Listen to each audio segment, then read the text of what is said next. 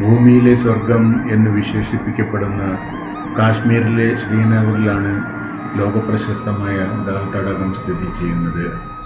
ഈ ദാൽ തടാകത്തിലൂടെയുള്ള യാത്ര തുടരുകയാണ്. ശ്രീനഗറിൻ്റെ രത്നം, കാശ്മീരിൻ്റെ കിരീടത്തിലെ വജ്രം എന്നൊക്കെയാണ് സഞ്ചാരികൾ ഇതിനെ വിശേഷിപ്പിക്കുന്നത്. നൂറ്റാണ്ടുകളുടെ സാംസ്കാരികവും രാഷ്ട്രീയവുമായ ചരിത്രമാണ് ദാൽ തടാകത്തിനുള്ളത്.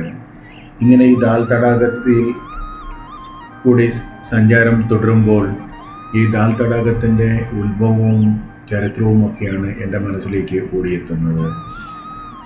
തടാകത്തിൻ്റെ ഉത്ഭവത്തെക്കുറിച്ച് ചരിത്രകാരന്മാർക്കിടയിൽ വ്യത്യസ്ത അഭിപ്രായങ്ങളുണ്ട്. ഇതൊരു പ്രകൃതിദത്ത തടാകമാണെന്നും അതല്ല ചലനദിയിലുണ്ടായ വെള്ളപ്പൊക്കത്തെ തുടർന്ന് രൂപപ്പെട്ടതാണെന്നും വിശ്വസിക്കപ്പെടുന്നു. പ്ലിസ്റ്റോസീൻ കാലഘട്ടത്തിലുണ്ടായ ഒരു വലിയ തടാകത്തിൻ്റെ ശേഷിപ്പാണിതെന്നാണ് ഒരു വിഭാഗം ജിയോളജിസ്റ്റുകളുടെ അഭിപ്രായം. 12-ാം നൂറ്റാണ്ടിൽ കൽഹണൻ എഴുതിയ രാജതരംഗിണി എന്ന ചരിത്ര ഗ്രന്ഥത്തിൽ ഈ തടാകത്തെ മഹാസരിത് എന്നാണ് വിശേഷിപ്പിച്ചിരിക്കുന്നത്. പുരാതന കാലത്ത് ഈ തടാകക്കരയിലുള്ള ഇസബാർ എന്ന പ്രദേശം ദുർഗാദേവിയുടെ ആവാസ കേന്ദ്രമായി കരുതിപ്പോന്നിരുന്നു. ദാൽ തടാകത്തിൻ്റെ ഇന്നത്തെ ഭംഗിക്കും പ്രശസ്തിക്കും ഏറ്റവും കൂടുതൽ കടപ്പെട്ടിരിക്കുന്നത് മുഗൾ ഭരണാധികാരികളോടാണ്. കടുത്ത വേനൽക്കാലത്ത് ദാൽ തടാകത്തിൻ്റെ തണുത്ത അന്തരീക്ഷം ആസ്വദിക്കാൻ മുഗൾ ചക്രവർത്തിമാർ ശ്രീനഗറിനെ തങ്ങളുടെ വേനൽക്കാല വസതിയാക്കി മാറ്റിയിരുന്നു. ഇങ്ങനെ ഈ ദാൽ തടാകത്തിൻ്റെ ചരിത്രത്തെക്കുറിച്ചും മറ്റും ഞാൻ ഓർത്തുകൊണ്ടിരിക്കുമ്പോൾ നമുക്ക് ചുറ്റും ധാരാളം ഷിക്കാര ബോട്ടുകളിൽ എത്തിയ കച്ചവടക്കാരാണ് നിറഞ്ഞിരിക്കുന്നത്. വിവിധ തരം സാധനങ്ങളുമായിട്ടാണ് അവർ നമ്മുടെ ബോട്ടിനെ വലയം ചെയ്തിരിക്കുന്നത്. ബാംഗിൾസും മാലകളും മൊമെൻറ്റോകളും തൊപ്പി, ഷോൾ തുടങ്ങിയ മറ്റനേകം വസ്തുക്കളുമായിട്ടാണ് അവർ എത്തിയിരിക്കുന്നത്. ഓരോ ദിവസവും തങ്ങളുടെ ജീവിത വരുമാനം കണ്ടെത്തുന്ന ഷിക്കാര യാത്രക്കാർക്കൊപ്പം ഇത്തരം ഷിക്കാരകളിൽ കച്ചവടം നടത്തുന്ന കച്ചവടക്കാരും ഈ ദാൽ തടാകത്തിൻ്റെ ഒരു മനോഹരമായ കാഴ്ചയാണ്. 16-17 നൂറ്റാണ്ടുകളിലായി തടാകത്തിന് ചുറ്റും 500-ലേറെ മനോഹരമായ തോട്ടങ്ങൾ അവർ നിർമ്മിച്ചു. ജഹാംഗീർ ചക്രവർത്തി നിർമ്മിച്ച ഷാലിമാർ ബാഗ്, നിഷാദ് ബാഗ് എന്നിവ ഇന്നും തടാകത്തിൻ്റെ തീരത്ത് പ്രൗഢിയോടെ നിലകൊള്ളുന്നു. തടാകത്തിൻ്റെ മധ്യത്തിലായി കാണുന്ന സോനാ ലങ്ക്, റൂപ് ലങ്ക് എന്നീ കൃത്രിമ ദ്വീപുകൾ മുഗൾ ഭരണാധികാരികളുടെയും സുൽത്താൻമാരുടെയും സംഭാവനയാണ്. എന്നാൽ ദാൽ തടാകത്തെ ഒത്തിരിയേറെ പ്രശസ്തമാക്കുന്നത് ഇവിടുത്തെ ഹൗസ് ബോട്ടുകളാണ്. ഇന്ന് ദാൽ തടാകത്തിലെ പ്രധാന ആകർഷണമായ ഹൗസ് ബോട്ടുകൾക്ക് പിന്നിൽ ഒരു ബ്രിട്ടീഷ് ചരിത്രവുമുണ്ട്. ഡോഗ്ര രാജാക്കന്മാർ കാശ്മീർ ഭരിച്ചിരുന്ന കാലത്ത് വിദേശികളായ ബ്രിട്ടീഷുകാർക്ക് ഇവിടെ ഭൂമി വാങ്ങാൻ അനുവാദം നൽകിയിരുന്നില്ല. ഇതിനൊരു പരിഹാരമെന്നോണം 19-ാം നൂറ്റാണ്ടിൻ്റെ അവസാനത്തിൽ ബ്രിട്ടീഷുകാർ തടാകത്തിലെ വെള്ളത്തിനു മുകളിൽ തടികൊണ്ട് ആഡംബര വീടുകൾ അഥവാ ഹൗസ് ബോട്ടുകൾ നിർമ്മിച്ച് താമസിക്കാൻ തുടങ്ങി. പിന്നീട് ഇത് കാശ്മീരിൻ്റെ ടൂറിസം സംസ്കാരത്തിൻ്റെ ഭാഗമായി മാറുകയും ഇന്നത്തെ പ്രാധാന്യത്തിലേക്ക് എത്തുകയുമാണ് ഉണ്ടായത്. ഈ തടാകത്തിലെ പ്രധാന ആകർഷണങ്ങൾ ഷിക്കാര വള്ളങ്ങളാണ്. തടാകത്തിലൂടെ യാത്ര ചെയ്യാനും സാധനങ്ങൾ വിൽക്കാനും ഉപയോഗിക്കുന്ന പരമ്പരാഗത മരവള്ളങ്ങളാണ് ഈ ഷിക്കാര വള്ളങ്ങൾ. ഇന്ത്യയിലെ തന്നെ ഏക ഒഴുകുന്ന പച്ചക്കറി മാർക്കറ്റ് ദാൽ തടാകത്തിലാണ്. ഇതിനെ ഫ്ലോട്ടിംഗ് മാർക്കറ്റ് എന്നാണ് നാം വിളിക്കുക. പുലർച്ചെ ഷിക്കാര വള്ളങ്ങളിൽ കർഷകർ ഒത്തുകൂടി നടത്തുന്ന ഈ കച്ചവടം കാണാൻ ഒട്ടനവധി സഞ്ചാരികളും ഇവിടെ എത്താറുണ്ട്. ഈ ഫ്ലോട്ടിംഗ് മാർക്കറ്റുകളിൽ ഇന്നും ബാർട്ടർ സിസ്റ്റം നിലനിൽക്കുന്നു എന്നതാണ് മറ്റൊരു ആശ്ചര്യകരമായ സംഗതി. ഇങ്ങനെ ഈ ദാൽ തടാകത്തിൻ്റെ ചരിത്രവും പ്രാധാന്യവും മനോഹരമായ കാഴ്ചകളും ഒക്കെ കണ്ടുകൊണ്ട് ഇപ്പോൾ നാം തിരികെ ദാൽ തടാകത്തിനടുത്തേക്ക് യാത്രയുടെ അവസാന ഘട്ടത്തിലേക്ക് എത്തിക്കൊണ്ടിരിക്കുകയാണ്. കാശ്മീർ ഭാഷയിൽ റാഡ് എന്നറിയപ്പെടുന്ന ഒഴുകുന്ന കൃഷിത്തോട്ടങ്ങൾ ഇവിടെയുണ്ട്. ഇതിനെ ഫ്ലോട്ടിംഗ് ഗാർഡൻസ് എന്നുകൂടി വിളിക്കാറുണ്ട്. കടുത്ത ശൈത്യകാലത്ത്, അതായത് ഡിസംബർ മുതൽ ജനുവരി മാസങ്ങളിൽ ഇവിടുത്തെ താപനില 0-ലും താഴെയാകുമ്പോൾ ദാൽ തടാകത്തിലെ വെള്ളം പൂർണ്ണ ഐസായി മാറാറുണ്ട്. അപ്പോൾ തടാകത്തിന് മുകളിലൂടെ ആൾക്കാർ നടക്കാറുണ്ട് എന്നതാണ് ഇതിൻ്റെ മറ്റൊരു പ്രത്യേകതയും. ശ്രീനഗറിൻ്റെ തന്നെ സമ്പദ് വ്യവസ്ഥയിലും ടൂറിസത്തിലും മത്സ്യബന്ധനത്തിലും ഇന്ന് ഏറ്റവും പ്രധാനപ്പെട്ട പങ്കുവഹിക്കുന്ന ഒരിടം കൂടിയാണ് ഈ ദാൽ തടാകം. ഇങ്ങനെ ഏത് രീതിയിൽ നോക്കിയാലും ശ്രീനഗറിനെ സംബന്ധിച്ചിടത്തോളം ഏറ്റവും പ്രധാന ഒരിടം കൂടിയാണ് ഈ ദാൽ തടാകം. ഏതാണ്ട് 1 മണിക്കൂർ നീണ്ട ദാൽ തടാക യാത്രയുടെ അവസാന ഘട്ടത്തിലേക്ക് നാം എല്ലാം എത്തിച്ചേർന്നുകൊണ്ടിരിക്കുകയാണ്. നമുക്കൊപ്പം യാത്ര ചെയ്തിരുന്ന മറ്റു വള്ളങ്ങളിലുള്ള സഹയാത്രികരും തങ്ങളുടെ ഫിനിഷിംഗ് പോയിന്റിലേക്ക് എത്തിക്കൊണ്ടിരിക്കുകയാണ്. ഇനി ഇവിടെ ഇറങ്ങിയതിന് ശേഷം ദാൽ തടാകത്തിൻ്റെ മനോഹര കാഴ്ചകൾക്ക് ബൈ ബൈ പറഞ്ഞതിന് ശേഷം ഇനി നാം സഞ്ചരിക്കുന്നത് ഈ ദാൽ തടാകത്തിനടുത്തായി സ്ഥിതി ചെയ്യുന്ന മറ്റൊരു ചരിത്ര പ്രാധാന്യമുള്ള തീർത്ഥാടന കേന്ദ്രം കൂടിയായ ശങ്കരാചാര്യ മഠത്തിലേക്കാണ്. അങ്ങനെ ദാൽ തടാകത്തിന് അടുത്ത് ഇറങ്ങിയതിന് ശേഷം ഇപ്പോൾ നാം ബസ്സിലേക്ക് ശങ്കരാചാര്യ മഠത്തെ ലക്ഷ്യമാക്കി നീങ്ങിക്കൊണ്ടിരിക്കുകയാണ്. കാശ്മീരിലെ ശ്രീനഗറിൽ ദാൽ തടാകത്തിന് അഭിമുഖമായി നിൽക്കുന്ന സബർവാൻ മലനിരകളിലെ ഗോപാദ്രി കുന്നിൽ മുകളിൽ സ്ഥിതി ചെയ്യുന്ന അതിപുരാതന ആരാധനാലയമാണ് ശങ്കരാചാര്യ ക്ഷേത്രം. സമുദ്രനിരപ്പിൽ നിന്ന് ഏകദേശം 1100 അടി ഉയരത്തിൽ സ്ഥിതി ചെയ്യുന്ന ഈ ശിവക്ഷേത്രം കാശ്മീരിൻ്റെ സാംസ്കാരിക ചരിത്രത്തിലെ തന്നെ ഏറ്റവും പ്രധാനപ്പെട്ട ഒരു അടയാളം കൂടിയാണ്. അവിടുത്തെ മഠവുമായി ബന്ധപ്പെട്ടും ക്ഷേത്രവുമായി ബന്ധപ്പെട്ടും ഒത്തിരിയേറെ ചരിത്ര വഴികളാണ് നമുക്ക് അന്വേഷിച്ചെടുക്കാനുള്ളത്. ശങ്കരാചാര്യ ക്ഷേത്രത്തിൻ്റെ യഥാർത്ഥ നാമം ജ്യേഷ്ഠേശ്വര ക്ഷേത്രം എന്നാണ്. പരമശിവനാണ് ഇവിടുത്തെ പ്രതിഷ്ഠ. ക്ഷേത്രത്തിൻ്റെ കൃത്യമായ നിർമ്മാണ കാലഘട്ടത്തെക്കുറിച്ച് ചരിത്രകാരന്മാർക്കിടയിൽ ഭിന്നതകളുണ്ടെങ്കിലും BC 200-ൽ മൗര്യ ചക്രവർത്തിയായിരുന്ന അശോകൻ്റെ മകൻ ജലുഗൻ ആണ് ഇത് നിർമ്മിച്ചത് എന്നാണ് ശക്തമായി ഇന്നും വിശ്വസിക്കപ്പെടുന്നത്. പിന്നീട് AD 1-ാം നൂറ്റാണ്ടിൽ കാശ്മീർ ഭരിച്ചിരുന്ന ഗോപാദിത്യ രാജാവ് ഈ ക്ഷേത്രം പുനരുദ്ധരിക്കുകയും കുന്നിന് ഗോപാദ്രി എന്ന് പേരിടുകയും ചെയ്തു. ലളിതാദിത്യ, മുക്തപീഡൻ ഉൾപ്പെടെയുള്ള പല ഹിന്ദു രാജാക്കന്മാരും ഈ ക്ഷേത്രത്തിൽ നടത്തിയിട്ടുണ്ട് എന്നതാണ് ചരിത്രം. AD 8-ാം നൂറ്റാണ്ടിൽ കേരളത്തിൽ ജനിച്ച മഹാനായ ദാർശനികൻ ആദി ശങ്കരാചാര്യർ കാശ്മീർ സന്ദർശിച്ചതോടെയാണ് ഈ സ്ഥലത്തിന് ശങ്കരാചാര്യ മഠം അല്ലെങ്കിൽ ശങ്കരാചാര്യ കുന്ന് എന്ന പേര് ലഭിക്കുന്നത്.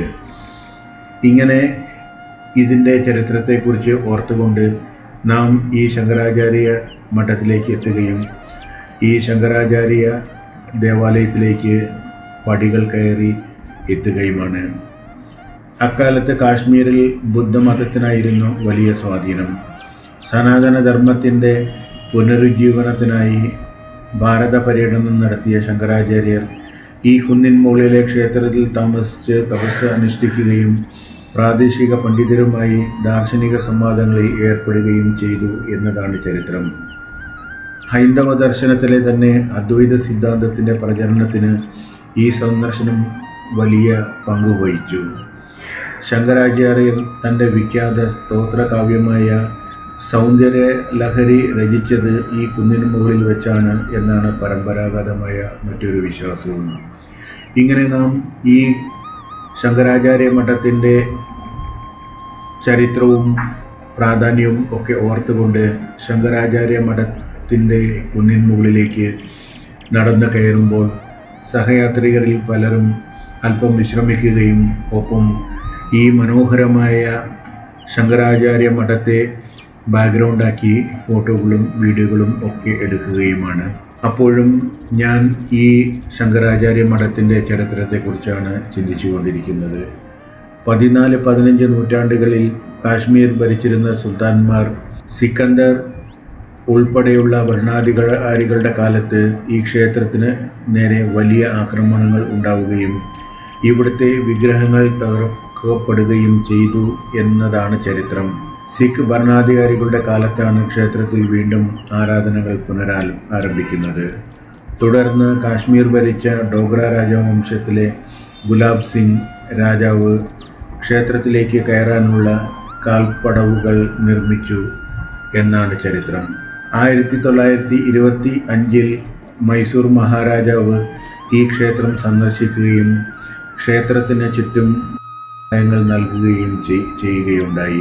1961 ദ്വാരകാ പീഠത്തിലെ ശങ്കരാചാര്യരാണ് ക്ഷേത്ര സമുച്ചയത്തിൽ ആദി ശങ്കരാചാര്യരുടെ പൂർണ്ണകായ പ്രതിമ സ്ഥാപിച്ചത്. കട്ടിപ്പണിയിലുള്ള കരിങ്കല്ലുകൾ കൊണ്ടാണ് ക്ഷേത്രം നിർമ്മിച്ചിരിക്കുന്നത്. അഷ്ടകോണാകൃതിയിലുള്ള വലിയൊരു തറയ്ക്ക് മുകളിലാണ് പ്രധാന ക്ഷേത്രം സ്ഥിതി ചെയ്യുന്നത്. ഇത് കാശ്മീരി വാസ്തുവിദ്യയെയാണ് പ്രതിഫലിപ്പിക്കുന്നത്. പാർക്കിംഗ് ഏരിയയിൽ നിന്ന് ക്ഷേത്രമുറ്റത്തേക്ക് എത്താൻ ഏകദേശം 240-ലധികം കൽപ്പടവുകൾ കയറേണ്ടതുണ്ട്. ക്ഷേത്രത്തിൻ്റെ പടവുകളിലും ഭിത്തികളിലും പുരാതന പേർഷ്യൻ ലിഖിതങ്ങൾ നമുക്ക് കാണാവുന്നതാണ്. മുഗൾ കാലഘട്ടത്തിലും മറ്റും ഈ കുന്നിനെ ത്രോൺ ഓഫ് സോളമൻ എന്നാണ് വിദേശ സഞ്ചാരികൾ വിളിച്ചിരുന്നത്. നിലവിൽ ഇന്ത്യൻ സൈന്യത്തിൻ്റെ കർശനമായ സുരക്ഷാ വലയത്തിലാണ് ഈ പ്രദേശം. മുകളിലേക്ക് ക്യാമറയോ മൊബൈൽ ഫോണുകളോ കൊണ്ടുപോകാൻ അനുവാദമില്ല എന്നാണ് വെപ്പ്.